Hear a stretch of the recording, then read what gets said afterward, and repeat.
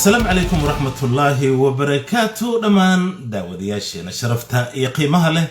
مالو بعد عالم كان قداونا يسان كسو دوادا ورركي ودن كان بريتن مانتو اي تاريخ دو تاي تضوي اي طبنكا بيش الطبناد اي سنة كان لبدا كون اي لباتنكا وررك بريتن هبي كان عاو حيدي سو قد بندون اني رو سالم سلا دور اهد داوديال سيدا ادلا سعوتان سياسات دا ودن كان بريتن اياد واحد مودا ان حسبيغا كونسرفتيفكو اي كفوررتو isla markaasina maanta ayaa xogayaha guud ee cusub ee wasaaradda maaliyadda ee waddankan Britain waxa uu wax weyn uu ka bedelay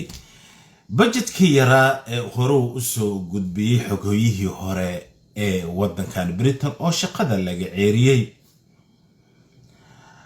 arintani oo weli runtii saameyn weyn ku leh siyaasadda waddankan Britain isla markaasina dhaqaalaha waddankan Britain wax sidaas uusan iska bedelaynin oo aad u dhacsan yahay ayaa waxaad moodaa in qaar badan oo kamid ah bulshada waddankan Ingiriiska ay ka codsanayaan ra'iisul wasaaradda waddankan Britain in ay xilka ay iskaga tagto taasina ay ka bilaabatay gudaha xisbiga conservative-ka xogayaha guud ee wasaaradda maaliyadda ayaa maanta waxa uu sheegay in arrimaha energy-ga wax yar uu ka bedelay isla markaasina go'aankii hore oo ahaa in 2500 oo baan dadka budgetkeedu u ahaan doono oo aad u kaga hadlay isla markaasina qolooyinka inta badan dhaqaalaha waddankan Britain aadka kaga hadla ayaa waxa ay sheegeen in biilasha gaaska iyo korontada ay kor u dhaafi doonaan ilaa 4347 baan ilaa bisha April ee sanadka foodan ugu soo haya arintani oo runtii dood weyn bulshada waddankan Britain ka dhalisay iyadoo dadku ay haatan ay aad ay ula yaaban yihiin sida ay maciishada waddankan Britain ay kor u korodhay isla markaasina dawladda aysan wax aysan ka qabanaynin mishaarada ay qaataan bulshada ku nool waddankan Britain arrimahan oo idil ayaad waxaad moodaa in ilaa iyo xilligii ay ra'iisul wasaaradda waddankan Britain muddo 50 maalmood ka hor ay ra'iisul wasaaradda ay ka noqotay ilaa ay haatan aysan wax sidaas aysan u suurtagelaynin taasina ay tahay ragga ay xulanayso oo runtii ay isku groupka yihiin ama Soomaalidu waxay yiraahdaan ciyaalka xaafadda ee ra'iisul wasaaradda sidaas wax weyn uma qabanayaan sidaasi darteeda ayaa waxaad moodaa in ay ra'iisul wasaaraddu ay aad ugu foorarto dadka inta badan ayaa waxay isweydiinayaan waa dadka siyaasadda falanqeeye in ay xilkan iskaga dagi doonto ka hor xilliga diinta masiixiga ee Christmaska arrimahan oo idil sidee doontaba ahaatee dhaqaalaha waddankan Britain ayaa culayska ugu weyn waxa uu kaga yimid colaadda ka jirta waddanka Ukraine oo runtii keensatay in dhanka militariga oo aad ay u saacidayaan dhaqaalihii aad u saameysay isla markaasina batroolkii badnaa ee laga helay waddanka Ruushka oo isagana go'ay winterkana uu foodan ugu soo hayo arrimahan oo idil dawladda waddankan Britain iyagoona sidaas aysan kaga baaran degin ayay waxa ay ceeriyeen Boris Johnson kadibna ay keeneen gabadhan oo markaas uu la tartamaya wiil Hindi ah Sunak oo ahaa xogayihii guud ee wasaaradda maaliyadda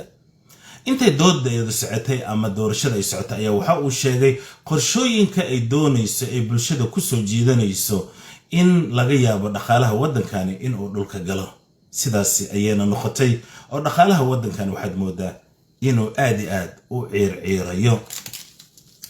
arrimaha dhanka dhaqaalaha halkaas ayaan kaga baxaya daawadayaal sida aad la socotaan waddankan Ingiriiska waxa ku nool kumanaan qofood oo Soomaali ah iyadoo runtii muddadii 35 sano ugu dambeysay caruurtii soo galeen ay aad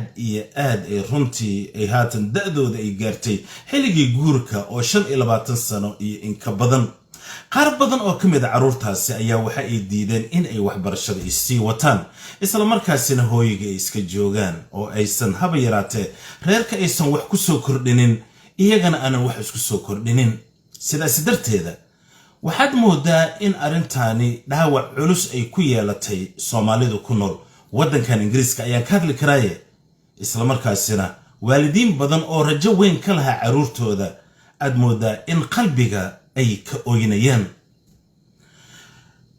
qaybtana waxaan u soo qaatay in aan runta aan taabto waxa laga yaabaa marka qofka runta taabto in dad badan ay ka caraysiiso laakiin Ilaahay subhanahu wa ta'ala waxa uu raali ka yahay inaan isku sheegno waa wax loo baahan yahay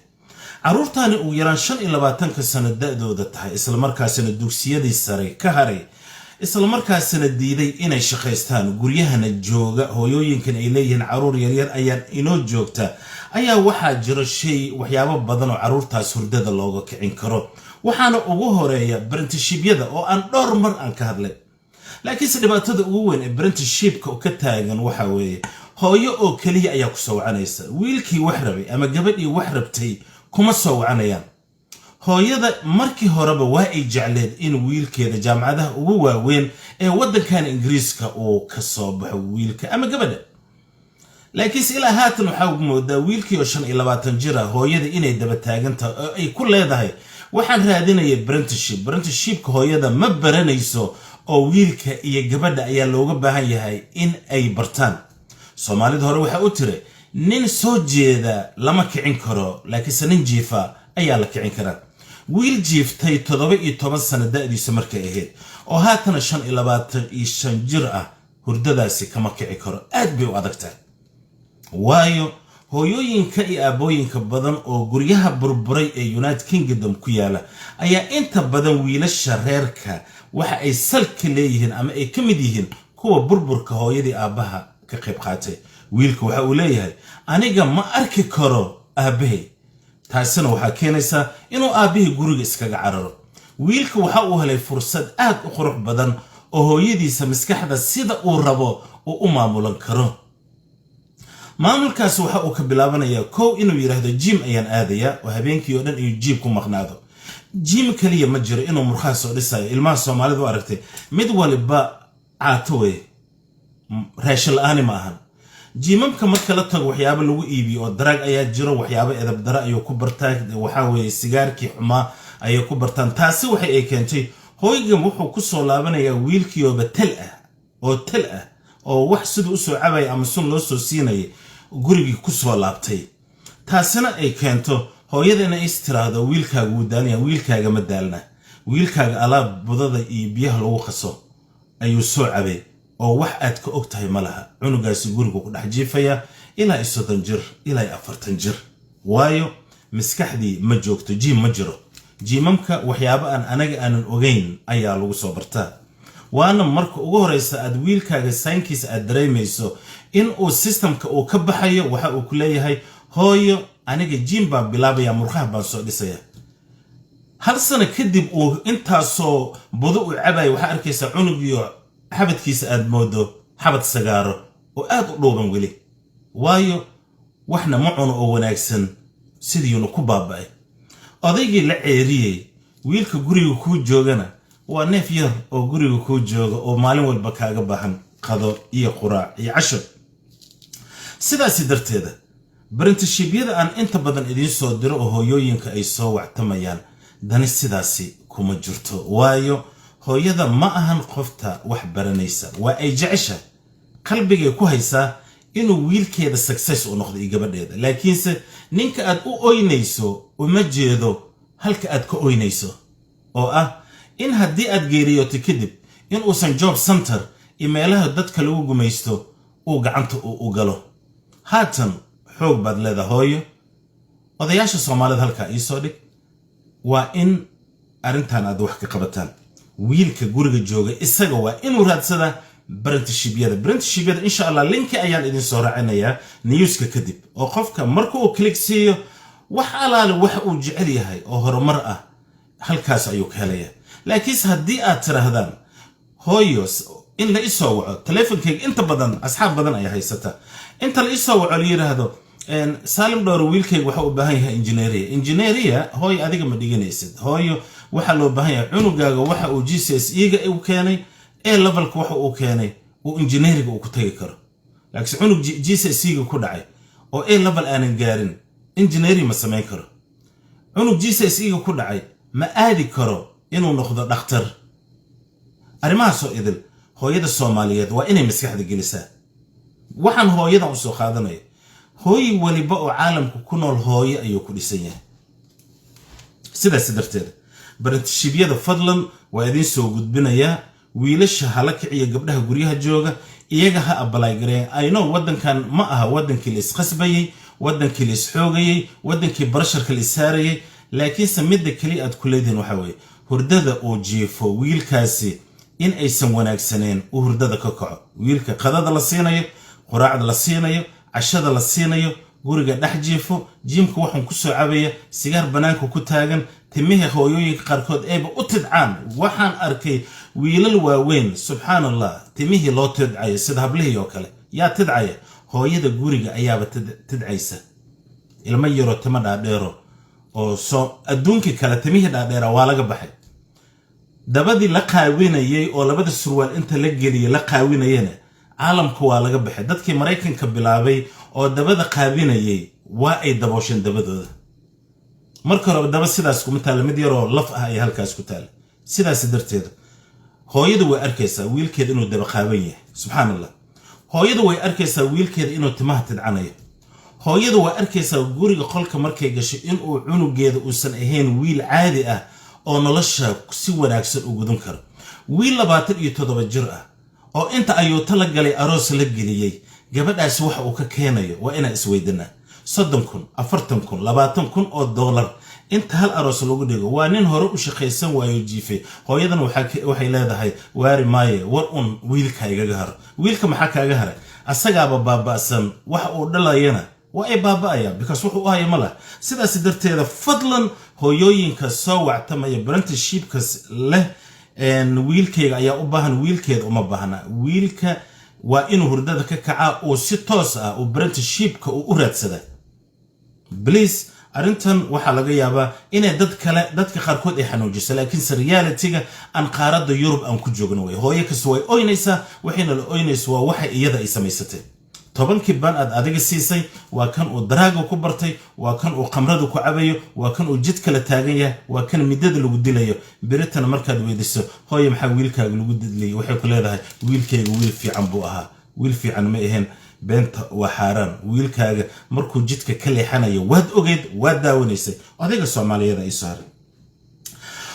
hooyo Soomaaliyeed ayaa waxa ay tiray caruurtayda waa ay qaangaareen laakiin tan ugu daran ay haysataa odayaasha soo jeestay yaa la dhihin hooyooyin kale ayuu ku dhagan yahay waxa ay tiray wiilasha sidoodaba markay 14 sano ay gaaraan waxa ay gaaraan xilligii ay qaangaarayeen waa xilligii gaashan qaadka ay noqon lahaayeen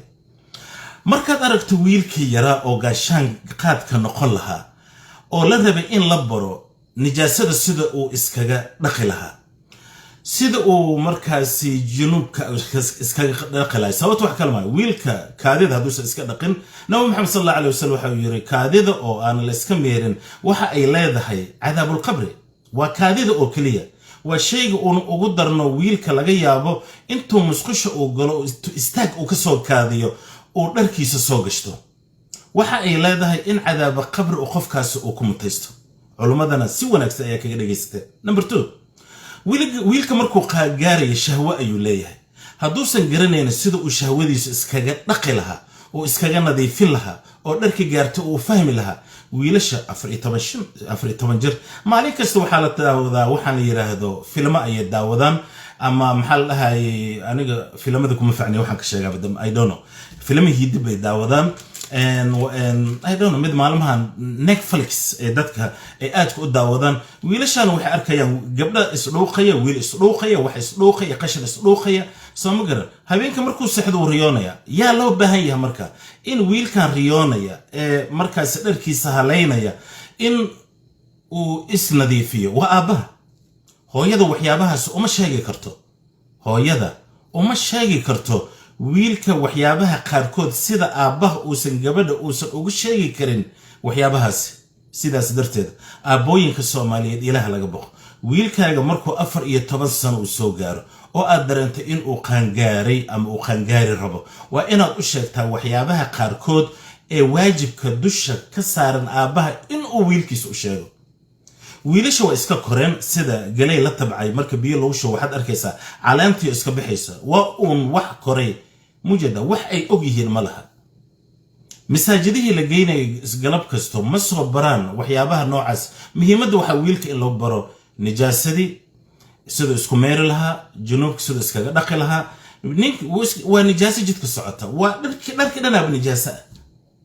ومدي يو دحقاليا مركا دوكا هذا وحا لغا استغو كاديدا ايكو تالو إن دوكا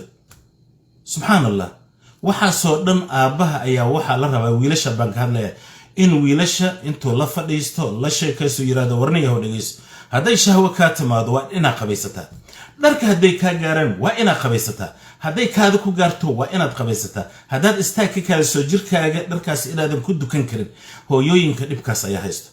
سببتو وما شيغي كرتو واي حشونيسا آبها الصوماليات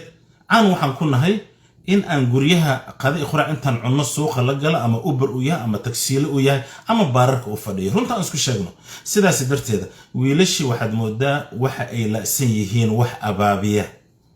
وح توسية أنت لا توسينا يعرور تيوروب جوكتها بير لكن أدليس الشن ويل هذا يكون جوكتها أما سدح ويل وهل كمد أو كون نخذ هل ويل أو هبيسن كوبا كلا استجاو الشيء كره مركا dhibaatada ugu weyn oo Soomaalina haysato waxa weeye basic ugu horeeyay oo islaamiga ahaa oo nadaafadii istijadii waxyaabaha soo dhan ma garanay hablaha saasoo kale hooyada inaysan kala xishoonin gabadheeda in ay sida xeel kale iskaga dhaqo waxyaabaha soo idil waa muhiim gabar waxa dhici karta inuu xeel ku dhahdo oo markasta aad dukaan dhahdo inay xeel laan qabay ku dhahdo oo 15 san 20 maalmood ay xeel uun kugu hayso aysan badukanin إله لقى بخو عرورت يوروب إبكا نوغو هايستا ولا ليالو واتاس تربية دي إسلامي جهد أو أنا استمو أن لهين أو أن دقال لهين أن بوق لهين أيان روميني هاتنا وحن تاقنا هاي إن ويلك الصوماليات جيت كاس مركو تاقين استاقو كاكادينيا مركو قرقو سوسع دركي وذا كاد أيا قرقو إيالو مركا سلادكو خسب تدركي أو كاديدا لها أيو كدو كنيا بكاس وانين لخصبيه taasina ma soconaysa asxaabe shirkadaha tarabalada saasoo kale markay dhalinyarada ay u wadaan Makka iyo Madiina ulajeedada ugu weynaysan noqonin in aad lacag ka qaadataan oo kaliya caruurta iyo hooyada inta ay u tagasho ay leedahay wiilkayga ama gabadheeda ha soo arkaan dhulka cibaadada marka la aaday dhulka cibaadada ma ah holiday waxa weeye in qofkaas qalbigiisa uu wax iska soo bedelo waxa loo baahan yahay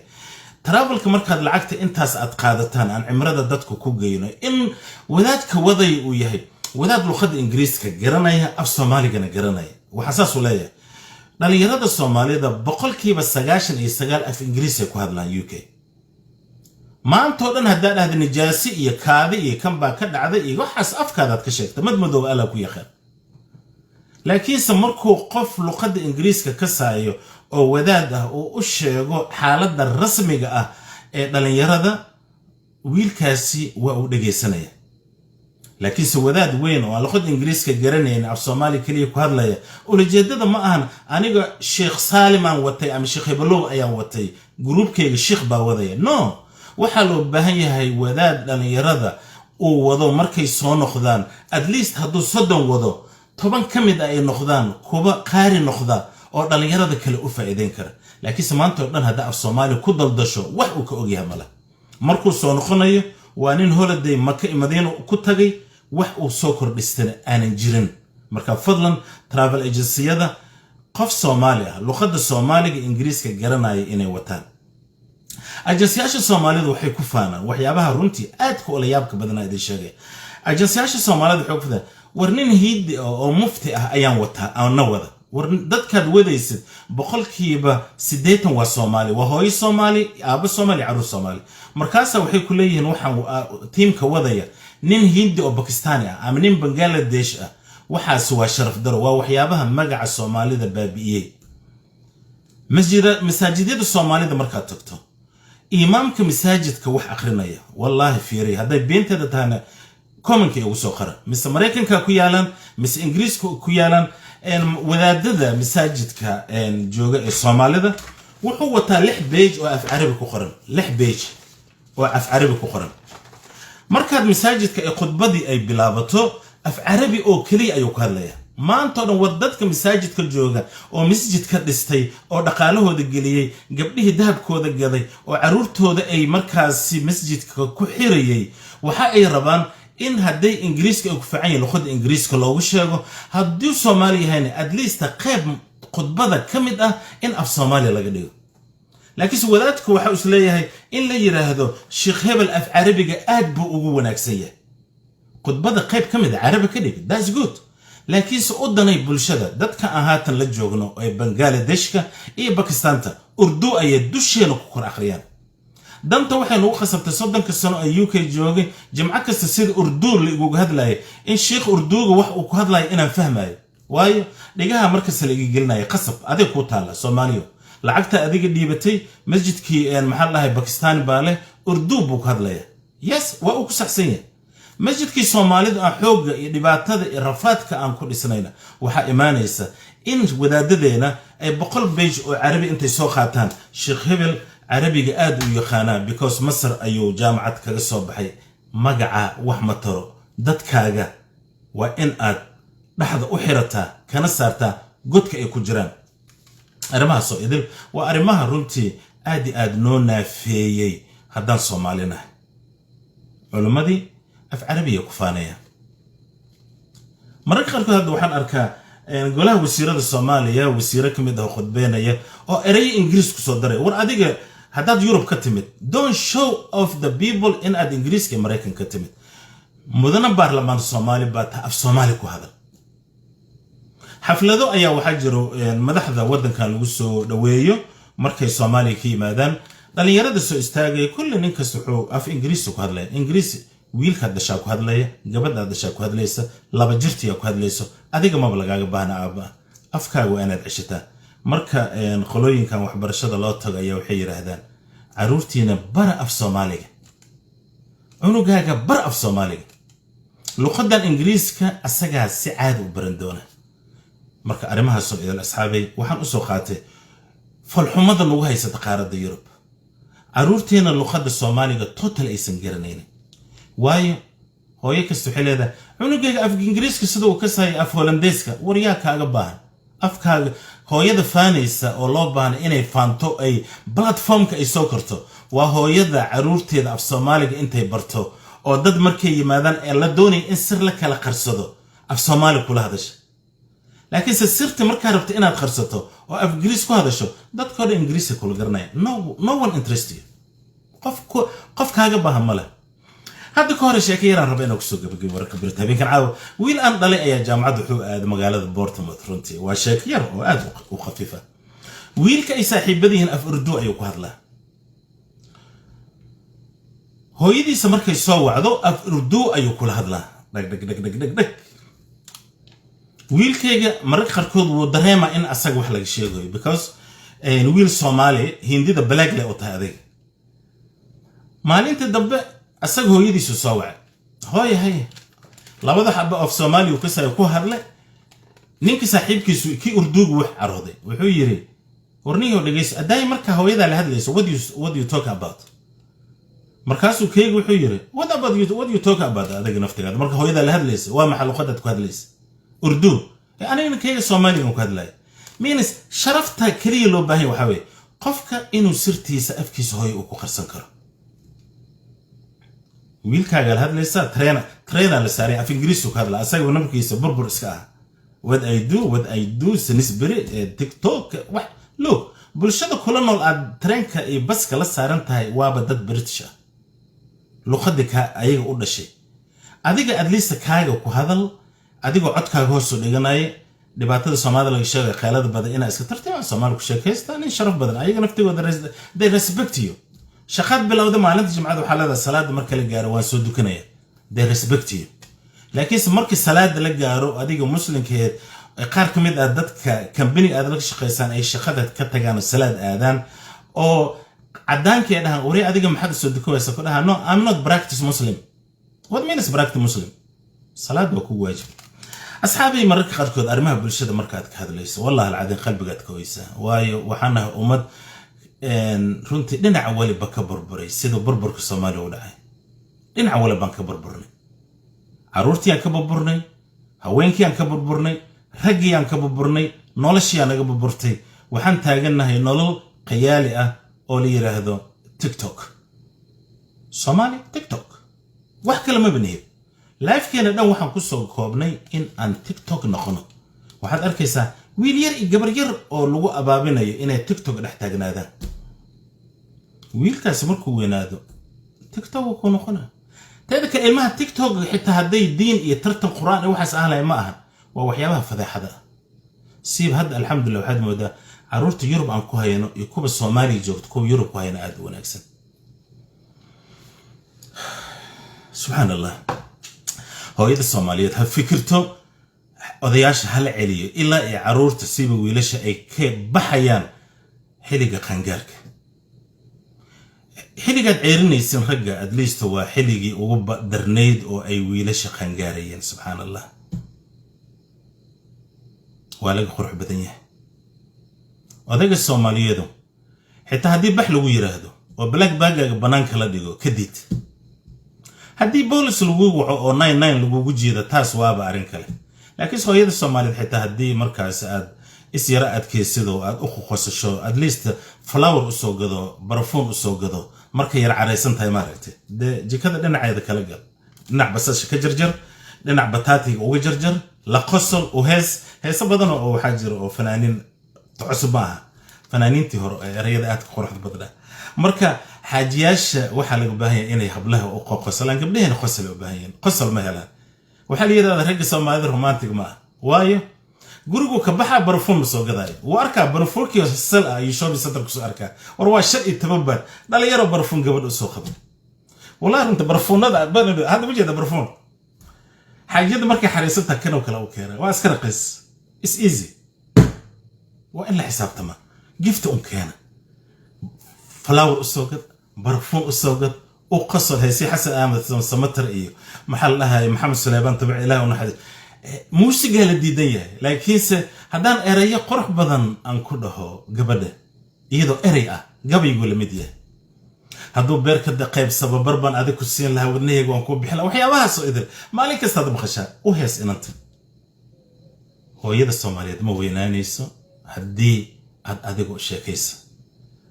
laakiin markay laba dhasho oo ninka wuxuu bilaabay inuu gafuur ka tubo inuu eego gabadha diraceeda jidka maraysa no iyada diraca u soo gad oo quruxda badan barfuunka u soo gad gabdhaheena flower aad uma jecel because biyo ku shubkeeb nacib yahay ayaga naftooda wuxuu kala shaqadu ninka ugu badiyay at least kan caagi naftiisa u soo gad marka fadlan nolosheena oo wax reer magaal aan noqono reer magaal ma Muqdisho ku dhashay war anigi marka ku dhashay idin karo qaarkiin oo Muqdisho ku dhashay marka fadlan asxaabay intaasi dambe waxay ahayd inaan hurdada iska kicino dahablaha waxa loo siibay rag badan aan ku jiro ma sha Allah wajigood iyo muqdilaha iyo xafido ragiinaan tomorrow markaad suuqa aadaan Tesco saddex baan u gadaa flowerka albaabka hore markaad gasho ana idin tilmaamay albaabka hore Tesco markaad gasho ay sanisbari flower waxa jiro in yar oo xiran da intaas birikan da maalinteed adaa qada qurux badan lagu karnay saaxiib laakiin se markaad imaado adigoo sida iska oo aan tashir aanan marsanin oo aadan subaxi qabaysanin oo shaatiga todobada maalmood iska gashan saaxiib xaq gabdhaha la sii guriga marka imaanaysa soo gal shower samayso dharkaas iska bedel fanaanad yar oo khafiif ah yar xiro barfuun iska buufi xaajiyada giftiga si isla qadeeya